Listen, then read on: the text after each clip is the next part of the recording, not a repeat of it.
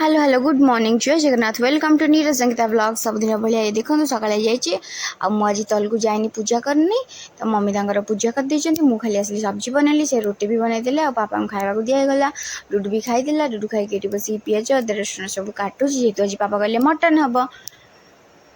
तो पापा मटन आनले किंतु आमर जेहेतु कार्तिक मास चलची मु तो खाऊनी नॉनवेज तो मो हस्बैंड तो एमती भी खाती तो मुझे चली पनीर बनाई देखो पनीर मसला रेडी कर देछि भात भी बसई देछि एपटे डालमा भी बसई देछि तो मोर सरीगला पापा कहले मु बनैबी मटन पापा आसले मटन बनैले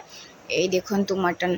एमती तो मु मटन खाएनी किंतु बहुत डिलीशियस देखाउथला तापर एमती करी करी लुसी खाइबा देदेली एमती टिके समय होला पर लंच टाइम हो गला सेटा मो हस्बैंड का थाली एटा पापा का थाली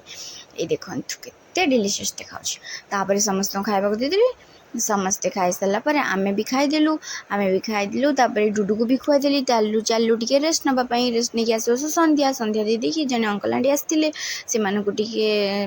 ठंडा दे देखी तापर चलले डिनर बनाई डिनर रोटी बनईदेली बाकी समस्त